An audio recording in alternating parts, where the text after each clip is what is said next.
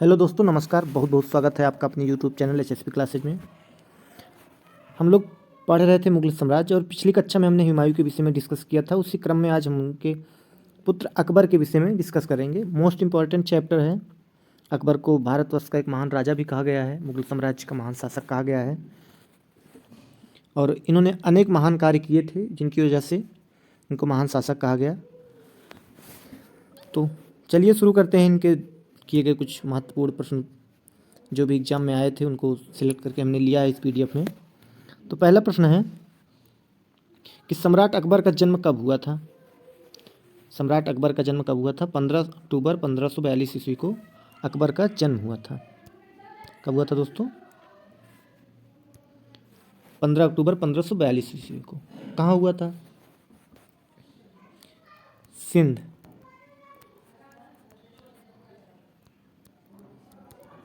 में अमरकोट के राजा वीर साल इनके महल में हुआ था। माता का नाम मालूम ही होगा आप लोग को, हमीदा बानो बेगम। हमीदा बानो बेगम। और पिता का नाम हुमायूं था। यह वही समय था जब हुमायूं अपनी जान बचाता हुआ भागा भागा फिर रहा था। अगला प्रश्न है कि अकबर के बचपन का क्या नाम था। अकबर के बचपन का नाम जलाल था और अकबर का पूरा नाम जलालुद्दीन मोहम्मद अकबर था। अकबर की पत्नी का क्या नाम था? अकबर की मुख्यतः दो पत्नी, एक का नाम रुकैया बेगम,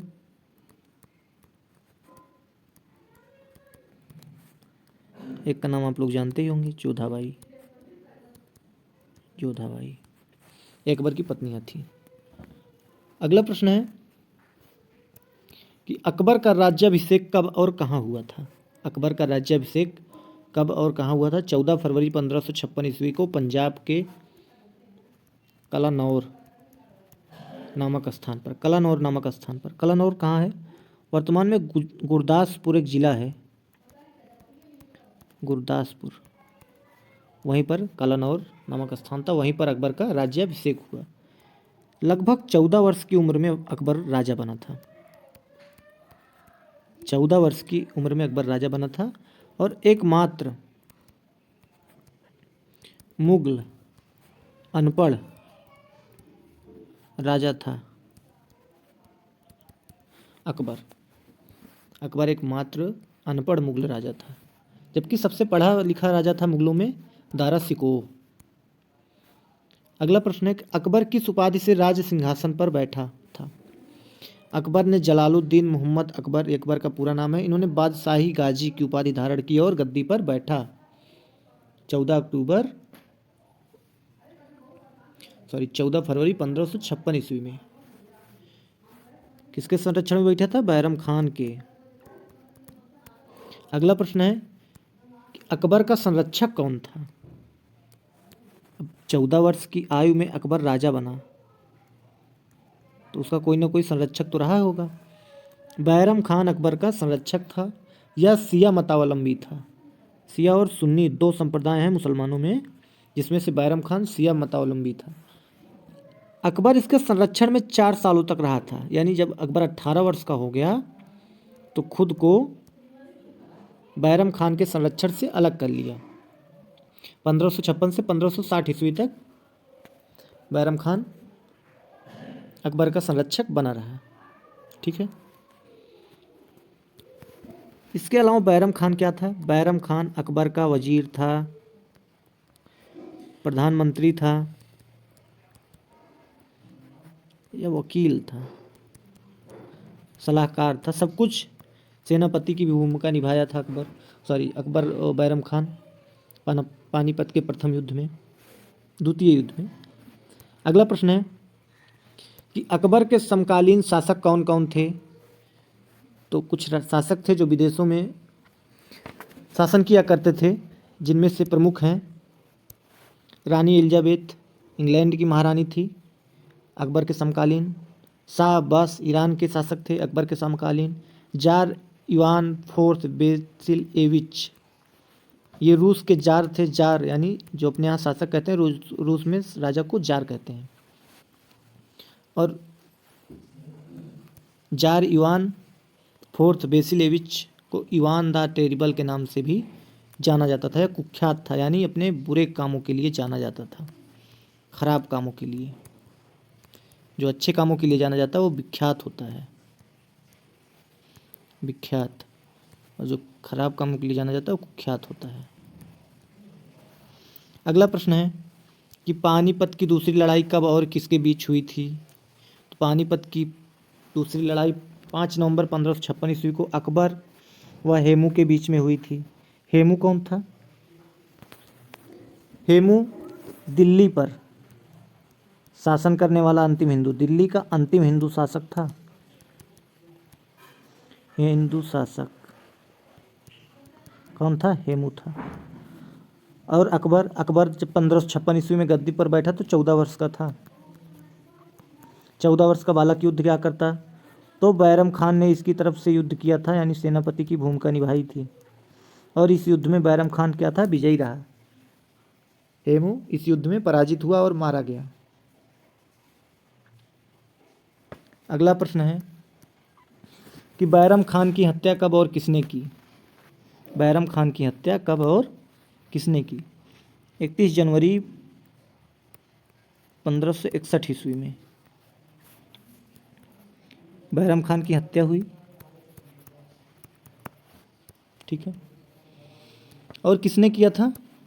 जब बैरम खान मक्का की पवित्र यात्रा पर, तीर्थ यात्रा पर जा रहा था, तो पाटन कहाँ है? गुजरात में है। इस स्थान पर मुबारक खां नामक एक युवक ने बैरम खान की हत्या कर दी।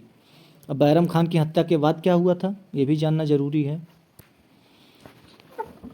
बैरम खान की एक विधवा पत्नी थी, बैरम खान की हत्या के बाद इनकी पत्नी विधवा हुई। उनका क्या नाम था? सलीमा बेगम। सलीमा बेगम बैरम खान की पत्नी थी, ये हो गई इनकी मृत्यु के बाद विधवा। तो अकबर ने सलीमा बेगम से क्या किया? शादी कर लिया, शादी किया। किससे किया? सलीमा बेगम से। कौन थी? बैरम खान की विधवा थी। इनकी मृत्यु के बाद सलीमा बेगम से शादी कर लिया। और बैरम खान का ही पुत्र था अब्दुल रहीम खान खाना की, जिसे उपाधि दी गई थी। किसका पुत्र था? बैरम खान और सलीमा बेगम का पुत्र था अब्दुल रहीम। कहीं कहीं अब्दुल रहमान नाम मिलता है। अगला प्रश्न है कि अकबर ने कब खुद को हरम दल से अलग कर लिया। 1562 ईस्वी में अकबर ने खुद को हरम दल से अलग कर लिया। उस समय राजमहल में जो राजमाता थी और भी विधवा औरतें, बहुत सारी औरतें, इनका कब्जा हो गया था। कब हो गया था? 1556 में अकबर गद्दी पर बैठा, 14 वर्ष का था। तो 1560 ईस्वी तक तो यह संरक्षण में रहा, तब तक हो गया 18 वर्ष का। जब 18 वर्ष का हो गया तो इसको समझ आया कि मैं किसी और के हाथ की कठपुतली बन चुका हूँ। तो 1560 से 1564 तक का समय जो है, यह इतिहासकारों ने हरम दल की स्त्रियों के सत्ता में हस्तक्षेप का समय माना है। तो 1562 ईस्वी में अकबर ने खुद को हरम दल से अलग कर लिया। कहने का मतलब यह है कि जो भी हरम दल में महिलाएं थीं, कौन कौन थी हरम दल में महिलाएं, ये भी जानना जरूरी है। 1560 से 1564 तक हरम दल की प्रमुख महिलाएं कौन थी? एक तो राजमाता थी, कौन? हमीदा बानो बेगम, अकबर की माता जी। और एक इनकी धाय माँ थी जिन्होंने अकबर का पालन पोषण किया था, उनका नाम था महामनगा। इनका शासन था। इसके अलावा इसी धाय महामनगा का एक पुत्र था आदम खान, जो कि स्वयं अकबर को मारकर राजा बनना चाहता था। बाद में अकबर ने इसको मार दिया। ये भी शासन करना चाहता था। तो ये लोग मिलकर शासन में हस्तक्षेप किया करते थे। इसके अलावा मुनीम खान भी थे और एक मुल्ला पीर मोहम्मद, ये भी थे। तो इस समय के शासनकाल को पर्दा शासन कहा गया। पर्दा शासन, इसका एक और नाम है पेटीकोट शासन। एग्जाम में कई बार क्वेश्चन पूछा गया पेटीकोट शासन या पर्दा शासन या स्त्री शासन किसके समय में था। अकबर के शासनकाल के समय में था। ठीक है, अगला प्रश्न है कि हल्दी घाटी का युद्ध कब और किसके मध्य हुआ था? 18 जून 1576 ईस्वी को मेवाड़ के शासक महाराणा प्रताप एवं अकबर के बीच हुआ था। महाराणा प्रताप का सेनापति जो था वह मुसलमान था और अकबर का सेनापति जो था वह हिंदू था। दोनों बहुत बहादुर थे। महाराणा प्रताप का सेनापति कौन था? हकीम सूर खान। हकीम सूर खान। जबकि अकबर का सेनापति था राजा मान सिंह।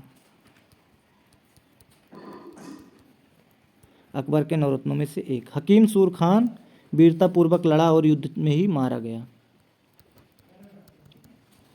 जबकि राजा मान सिंह विजयी हुए थे। ठीक है दोस्तों, अगला प्रश्न है कि हल्दी घाटी युद्ध के समय महाराणा प्रताप की राजधानी कहाँ हुआ करती थी? कुंभलगढ़। अगला प्रश्न है दीन ए इलाही धर्म का प्रधान पुरोहित कौन था? अकबर इस धर्म का प्रधान पुरोहित था। ठीक है, दीन ए इलाही धर्म, इसका मतलब होता है ईश्वर का धर्म।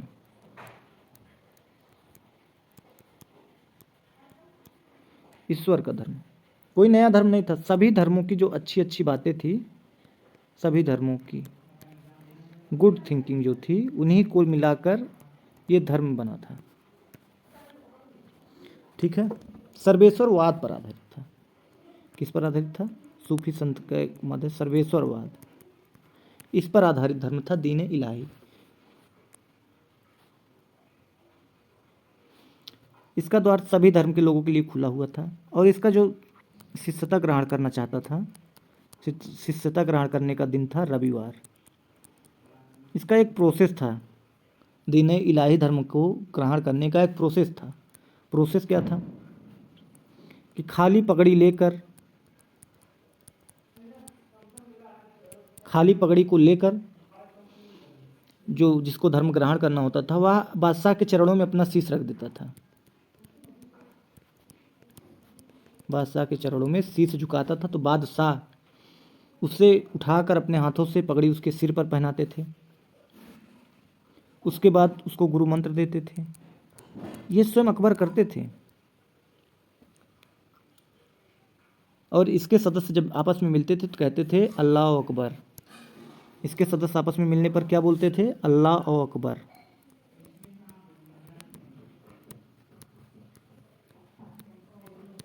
अल्लाह अकबर मतलब इसका अर्थ होता है कि अल्लाह महान है। एक दूसरा शब्द भी कहते थे जल्ले जलुल्लाह। जल्ले जलुल्लाह जलालू। इसका मतलब होता था कि अल्लाह के यश में, यानी उसके यश में वृद्धि हो।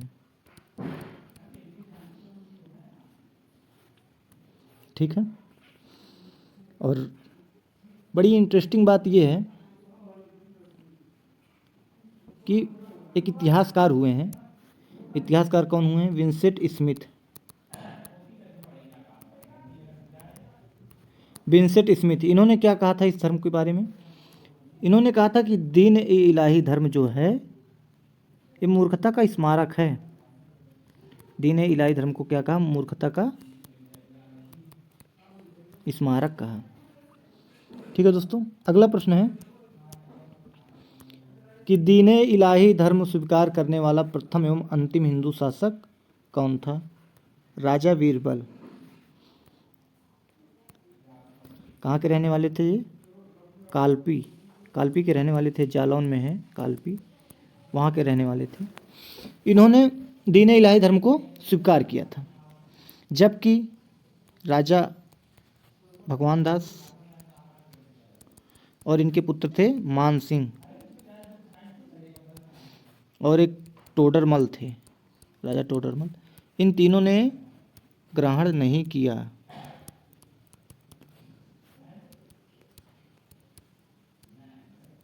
इस धर्म को ग्रहण नहीं किया। अगला प्रश्न है कि बीरबल का वास्तविक नाम क्या था? बीरबल का वास्तविक नाम क्या था? महेश दास था। कहाँ के रहने वाले थे बीरबल? कालपी जालौन के रहने वाले थे। कहाँ के? कालपी जालौन। इसके अलावा और क्या बीरबल के बारे में जानने को मिलता है? बचपन का नाम महेश दास था। भगवान दास आमेर के राजा थे। भगवान दास, इन्होंने ही महेश दास को अकबर के दरबार में पहुंचाया था। वहाँ अकबर ने इनको क्या किया? इनको 2000 का मनसब दिया। मनसब क्या होता था? एक पद होता था। 2000 का मनसब प्रदान किया। किसने किया? अकबर ने किया। इसके अलावा अकबर ने इनको कविराज की भी संज्ञा दी। किसकी संज्ञा दी? कविराज की संज्ञा दी, उपाधि दी। किसकी? कविराज की। ठीक है। अगला प्रश्न है कि अकबर ने जैन धर्म के किस धर्म गुरु को जगत गुरु की उपाधि प्रदान की थी? जैनाचार्य हरिविजय सूरी को धर्म गुरु की उपाधि दी थी। किसकी उपाधि? जगत गुरु की उपाधि।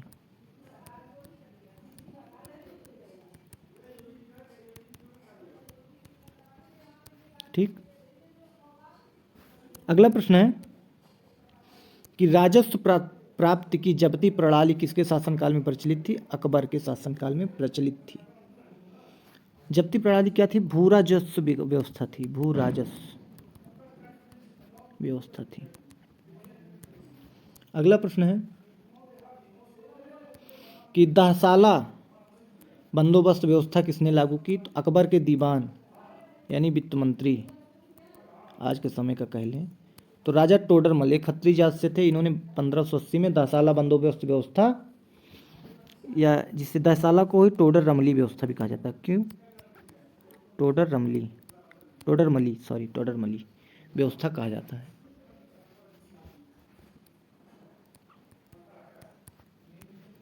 अगला प्रश्न है कि अकबर का अंतिम सैन्य अभियान कौन सा था? असीरगढ़ का अभियान। 1601 में जो अकबर ने असीरगढ़ का अभियान किया था, यह अंतिम सैन्य अभियान रहा और इसमें अकबर विजयी रहा। असीरगढ़ का अभियान। असीरगढ़ का शासक कौन था? मीरन बहादुर। कौन था असीरगढ़ का शासक? मीरन बहादुर असीरगढ़ का शासक था,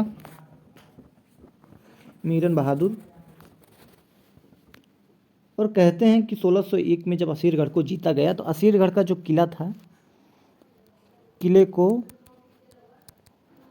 सोने की चाबियों से खोला गया। ठीक है। अगला प्रश्न है कि अकबर के दरबार का प्रसिद्ध संगीतकार कौन था? अकबर के दरबार का प्रसिद्ध संगीतकार तानसेन था। तानसेन। जन्म कहाँ हुआ था? ग्वालियर एमपी में। ग्वालियर मध्य प्रदेश में इनका जन्म हुआ था। किसके शिष्य थे? हरिदास के शिष्य थे। स्वामी हरिदास के शिष्य। ठीक है। इनका वास्तविक नाम क्या था तानसेन का? रामतनु पांडे। रामतनु पांडे इनका वास्तविक नाम था। वास्तविक नाम। और इन्होंने ध्रुपद गायन शैली का विकास किया। ध्रुपद गायन शैली का विकास किया। ठीक है। इसके अलावा इन्होंने इस्लाम धर्म का ग्रहण भी किया। किसका ग्रहण किया? इस्लाम धर्म का। इस्लाम धर्म ग्रहण कर लिया था। एक मोहम्मद गौस थे, उन्हीं के प्रभाव में आकर इस्लाम धर्म को ग्रहण किया। अगला प्रश्न है कि अकबर सर्वप्रथम कब पुर्तगालियों से मिला और उसने कब सर्वप्रथम समुद्र को देखा? गुजरात विजय के दौरान वहाँ पहली बार पुर्तगालियों से मिला और पहली बार वहाँ उसने समुद्र देखा। और इसी विजय के बाद अब्दुल रहीम को इसने खान ए खाना की उपाधि दी। किसको दी? अब्दुल रहीम यानी अपने सौतेले बेटे को खान ए खाना की उपाधि दी। खान ए खाना का तात्पर्य होता है सरदारों का सरदार। खान ए खाना का मतलब होता है सरदारों का सरदार। इसी उपाधि के बाद दी थी। और टोडरमल ने गुजरात में सर्वप्रथम प्रथम भूमि व्यवस्था लागू की। कहाँ की? गुजरात में। किसने की? टोडरमल ने। ठीक है। गुजरात विजय के दौरान यहाँ का शासक कौन था? एतिमाद खान। कौन था शासक? गुजरात का शासक उस समय कौन था? एतिमाद खान उस समय वहाँ का शासक था। ठीक है दोस्तों, अगला प्रश्न है कि किस अभियान को इतिहासकार स्मिथ ने, विंसेंट स्मिथ, वही जिन्होंने दीन इलाही धर्म को मूर्खता का स्मारक कहा था, वही किस इतिहासकार ने संसार के इतिहास का सर्वाधिक द्रुतगामी सबसे तेज आक्रमण कहा है? किस अभियान को कहा? गुजरात अभियान। कब? 1572 ईस्वी में किया गया। किसने? अकबर ने किया। किसके विरुद्ध? इत्माद खान के विरुद्ध। अकबर यहाँ भी विजयी रहा। अगला प्रश्न है, अकबर ने दास प्रथा का अंत कब किया? अकबर ने दास प्रथा का अंत कब किया? 1562 ईस्वी में अकबर ने दास प्रथा का अंत किया। अगला प्रश्न है, अकबर ने तीर्थ यात्रा कर को कब समाप्त किया? 1563 ईस्वी में। तीर्थ यात्रा कर, नाम से ही पता लग रहा होगा कि पवित्र हिंदू के पवित्र स्थानों या उनके देवी देवताओं के स्थानों का जब यात्रा करते थे तो उसके लिए टैक्स देना पड़ता था, यह अकबर ने 1563 ईस्वी में ख़त्म कर दिया। जजिया कर, जिसे गैर मुस्लिम कर भी कहा जाता है, इसको भी अकबर ने 1564 में समाप्त कर दिया था। अच्छा, जजिया कर से याद आया कि जजिया कर को कौन से शासक ने ब्राह्मणों और लूले लंगड़ों पर भी लागू कर दिया था? यानी सब पर लागू कर दिया था। किसने? फिरोज शाह तुगलक ने। फिरोज शाह, ब्राह्मणों पर ये टैक्स लगाने वाला जजिया कर कौन था? फिरोज शाह तुगलक था। बहुत बार एग्जाम में क्वेश्चन पूछा गया है, इंपॉर्टेंट है। अगला प्रश्न है कि फतेहपुर सीकरी की स्थापना और राजधानी का आगरा से फतेहपुर सीकरी स्थानांतरण कब किया गया? 1571 ईस्वी में किया गया। फतेहपुर सीकरी आगरा से लगभग 36 किलोमीटर की दूरी पर है और संभवतः यह जो आगरा से फतेहपुर सीकरी किया, फतेहपुर सीकरी यह क्यों किया? संभवतः ऐसा पानी की कमी की वजह से किया गया, पानी की कमी की वजह से। ठीक है। इबादत खाने, अगला प्रश्न है, इबादत खाने की स्थापना कब हुई? 1575 ईस्वी में। इबादत मतलब प्रार्थना होती है।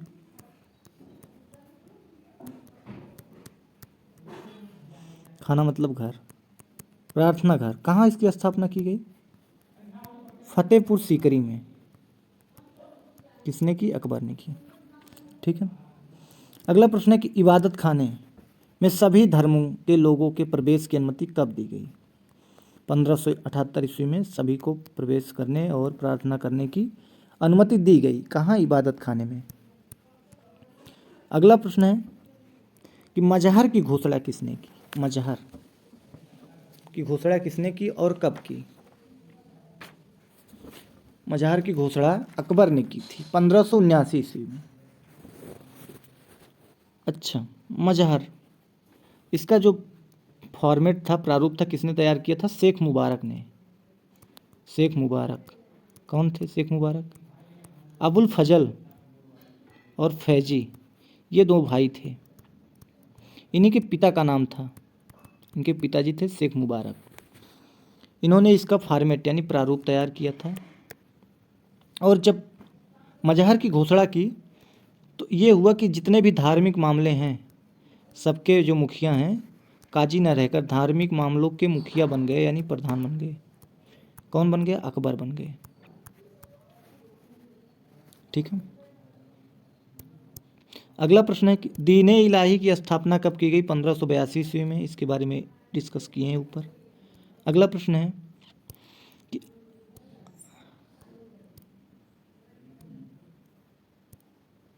अकबर के दरबार के प्रसिद्ध चित्रकार कौन कौन था? अब्दुल समद, दसवंत एवं बसावन, ये अकबर के दरबार के प्रसिद्ध चित्रकार थे। ये रहे दोस्तों टॉप 30 क्वेश्चंस। उम्मीद है क्लास आपको पसंद आई होगी, इन्फॉर्मेटिव क्लास लगी होगी। इम्पॉर्टेंट चैप्टर है, एग्जाम में क्वेश्चन यहाँ से बार बार पूछे गए हैं, पूछे जाते रहेंगे।